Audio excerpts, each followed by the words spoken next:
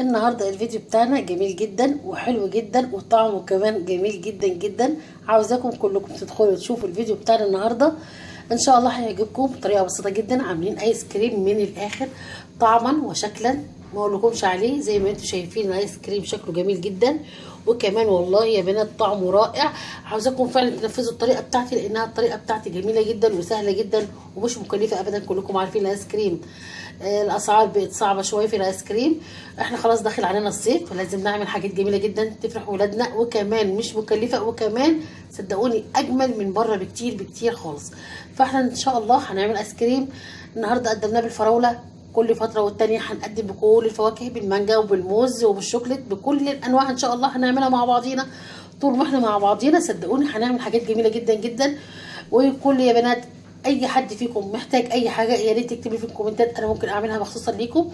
وصدقوني انا مش ناسي اي حد قال لي على طلب وبجهز له طبعا.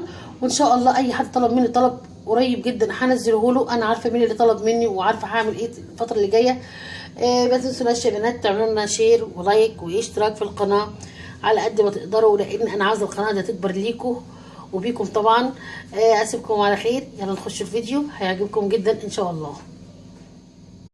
السلام عليكم ورحمة الله وبركاته. ازيكم يا بنات وازيكم يا اصدقائي؟ النهاردة هنعمل حاجة جميلة جدا، هنعمل ايس كريم. ايس كريم الفراولة.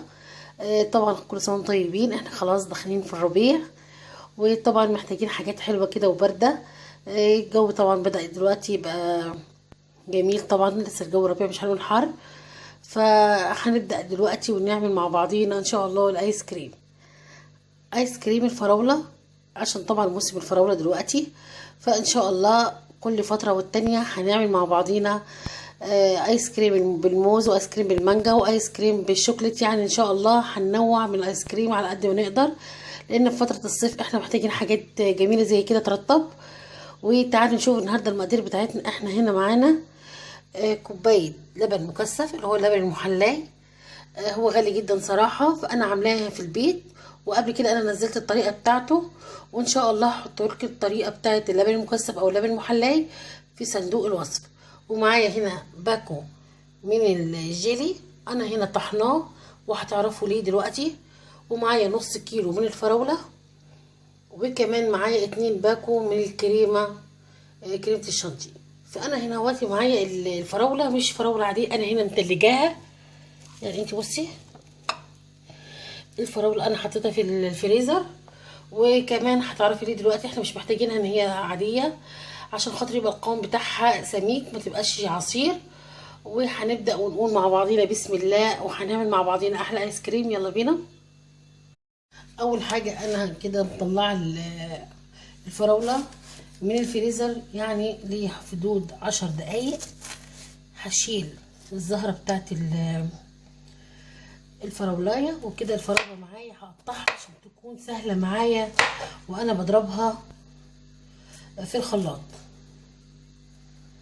انا دلوقتي زي ما انتم شايفين الفراوله متلجه، بس يعني ايه سايباها ما يقلش عن 10 دقايق كده بره الفريزر، عشان انا عاوزاها متماسكه. هخلص الكميه دي كلها الموجوده قدامي عشان طبعا ما عطلكوش معايا، وهرجع لكم هنشوف الخطوه اللي بعد كده هتكون ايه.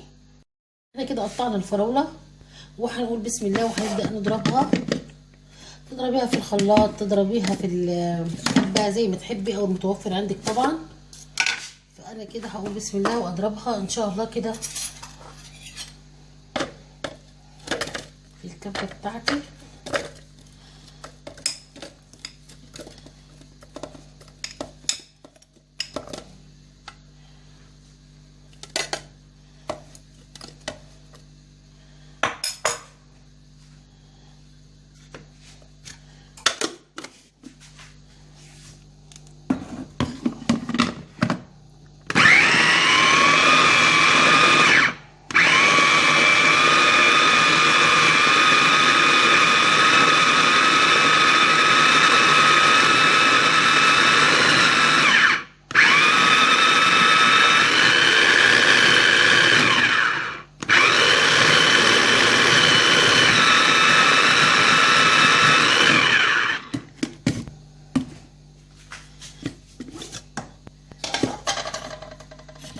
عاوزاكي تبصي معايا وتشوفي قوامها كده. بصي طبعا انا ما ضفتلهاش اي ميه واي حاجه. طبعا هنا معايا اللبن المكثف او اللبن المحلي اللي انا عاملاه بنفسي في البيت، وهنزل نص الكميه الموجوده، يعني هحط نص كوبايه، ونص التاني هخليه الباقي الفراوله. طبعا انا مش هحط سكر لان اصلا ده لبن محلي، يعني السكر بتاعه موجود فيه. وهنبدا نضربه كويس جدا.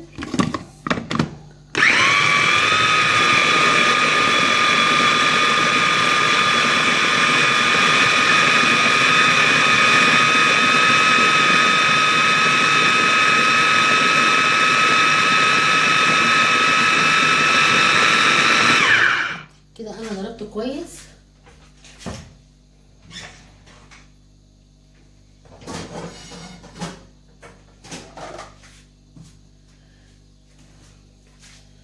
وهنزله هنا في الطبق بتاعي، وهضرب الكميه الباقيه.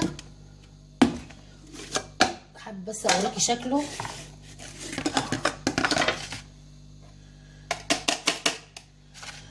كده بالطريقه دي، هو مفيهوش ميه خالص، يا دوب الفراوله واللبن المكثف زي ما انت شايفاه كده.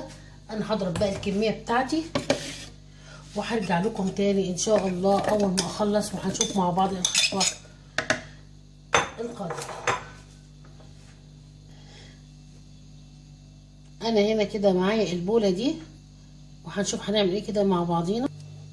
واحط في البوله هنا 2 باكو من الكريمه.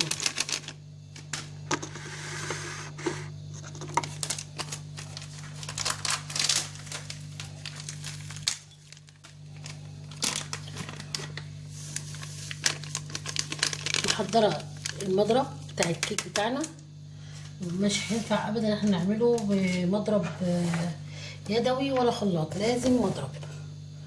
وهضيف حبه قليلين كده من الفراوله بتاعتنا اللي احنا عملناها دلوقتي مع بعض، وهنبدا نقول بسم الله ونضربها الكريمه بتاعتنا بصوص الفراوله.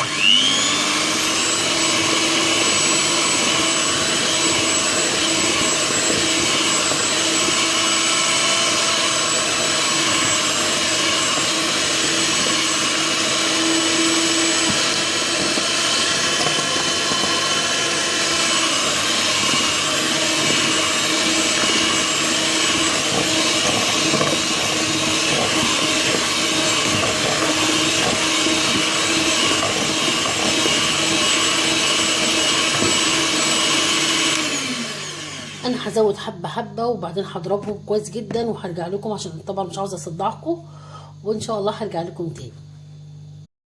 كده انتوا زي ما انتوا شايفين كلكم، انا كده خلاص ضربتها كويس جدا. بسم الله ما شاء الله، قطعت معايا كميه حلوه خالص. انا هنا معايا الجيلي اللي انا طحنته في الطحان، خليته بقى بودره. انا ليه عامله الجيلي؟ انا عاوزه اخلي اللون بتاعه يبقى اقوى من كده، يبقى لونه يعني بينك كده، يبقى لونه جميل. انتي مش حابه تخليه بنفس اللون ده، لونه كمان رائع جدا. مش حابه يعني، دي انا سايبه لك اختياري. فانا كده هضرب، عاوزه اقاوم اللون، وكمان هخلي الريحه بتاعت الفراوله بتكون متركزه اكتر. يعني انت حابه تعمليها الخطوه دي، حابه ما حباش براحتك. شايفه كده اهوتي قوامه زي ما انت شايفاه كده. وكل ما بضرب فيه اكتر، طبعا الكريمه زي ما انتوا عارفينها كل ما بتديها اكتر في الضرب بتتضاعف معاكي. فانا كمان هضرب كده بالراحه معاكم عشان اوريكي ازاي هضاعف الكميه.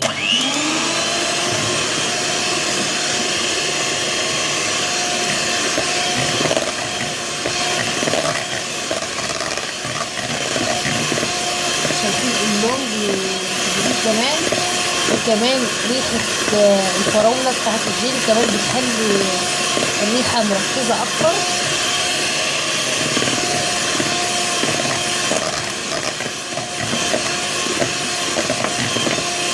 انا خلاص بقى حطيت معلقه واحده، والباقي زي ما انتوا شايفينه موجود كده. خلاص هضربه كمان ضربتين بالظبط، وبعدين هكون انتهيت من احلى عميل ايس كريم جميل جدا جدا، وكمان موفر جدا جدا. انا كده ضربت الايس كريم، خليته جميل جدا ما شاء الله عليه، زي ما انتم شايفينه قوامه جميل جدا. انا كده خلاص جايبه العلبه بتاعتي وهحطه في العلبه عشان احطه في الفريزر.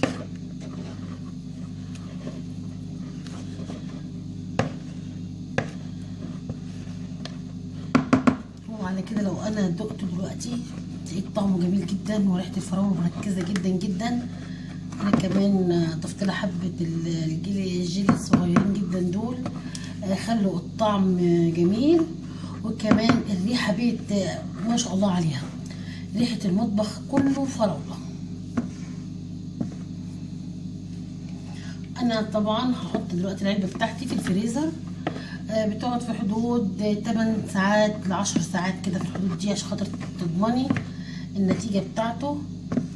صدقيني الايس كريم ده موفر جدا. طبعا انتوا عارفين كلكم لو انا جبت كوبايه ايس كريم من بره بتبقى غاليه جدا جدا، وكمان مش بتكون بالجمال ده. انا من الناس اللي بحب اعمل حاجه البيت، بحس حاجه البيت اجمل بكتير والله. كفايه انت بتدي حاجه لابنك او لبنتك شايفاها انك انت اللي عاملاها بايدك، بتحسي كده احساس ان انت ايه كل حاجه عاملاها لهم بنفسك. دي حاجه جميله في حد ذاتها. انا دي الكميه اللي انا عملتها، العلبه كبيره على فكره مربعه، يعني العلبه دي بتشيل 2 كيلو اي حاجه، يعني علبه كبيره. ودلوقتي هغطيها واحطها في الفريزر ان شاء الله، وهرجع لكم بعد 10 ساعات وهنشوف مع بعضينا هنعمل ايه. هنعمل كمان صوص الفراوله اللي هنحطه على الايس كريم بتاعنا عشان كمان يكون طعمه اقوى واجمل واروع. برضو ما تحاوليش حاجه البيت مفيش اجمل منها ولا كمان اوفر منها، لانك انتوا كلكم عارفين لو احنا جبنا كوبايه نص دي يلا ايس كريم بتكون ب7 8 جنيه، يعني غاليه جدا. ممكن نعمل ايس كريم بتاعنا في البيت، نعمله بالموز بالفراوله باي فاكهه احنا نفضلها. هنعمل حاجات كتير جدا في الصيف ان شاء الله، وهنشوف مع بعضينا بعد 10 ساعات الايس كريم بتاعنا هيكون ايه شكله. ويا ريت تعملوه وهرجع لكم تاني. نبدا نعمل صوص الفراوله، سهل جدا جدا. انا هنا معايا نص كوبايه من السكر، هحطها هنا في اناء هحطها على النار، وكمان هضيف نص كوبايه من الميه.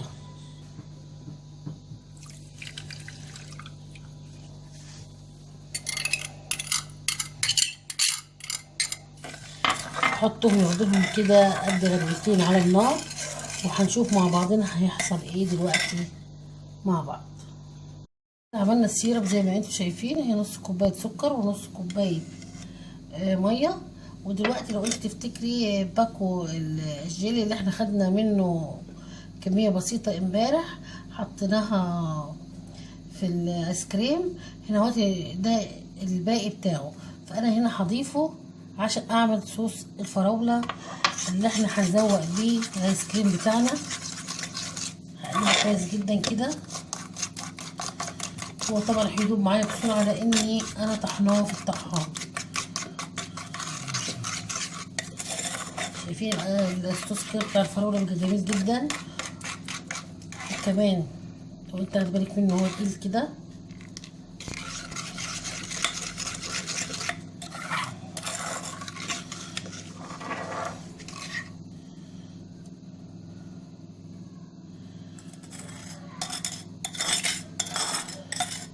هنا كده عملنا الصوص بتاع الفراولة جميل جدا. وهنجيب الايس كريم دلوقتي وهنشوف هنعمل ايه مع بعض.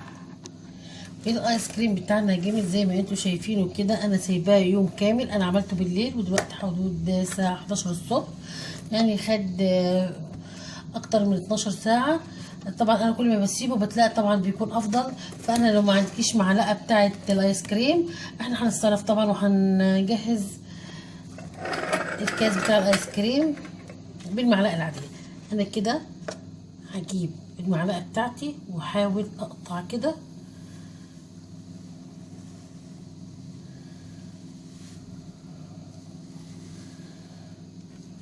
عاوزاها ايه تلف معايا، فانا ممكن اساعدها كده انها تلف معايا.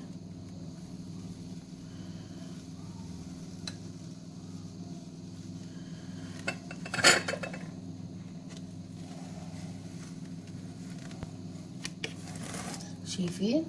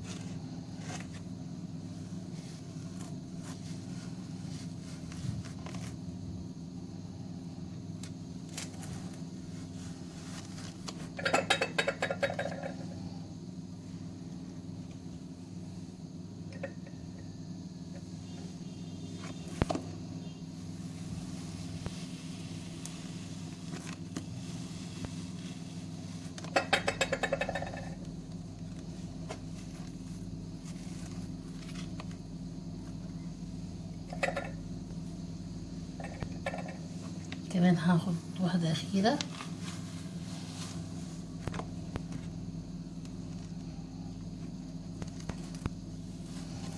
المعلقة بتكون أسهل، بس مش معنى إن مفيش معلقة احنا كده هنقف، لأ هنتصرف طبعا.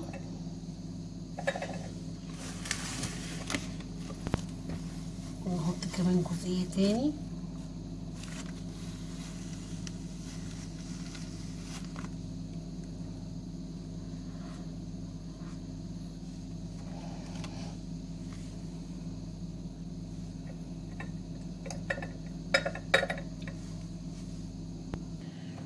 شايفين احنا جهزناه بالطريقة دي كأنه ورد كده محطوط، شكله جميل جدا. هنا هجيب الصوص بتاع الفراولة اللي احنا عملناه بطريقة سهلة جدا جدا وبسيط جدا.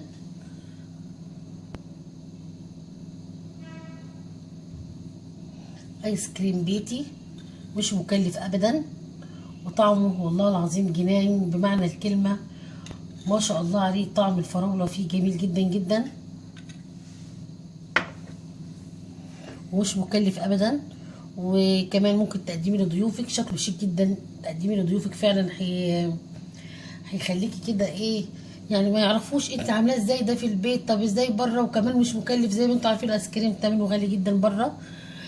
شكله كده كأن وردات محطوطة في الكاس، ما شاء الله عليك، شكله جميل. انا عن نفسي سعيدة جدا بشكله بطعمه.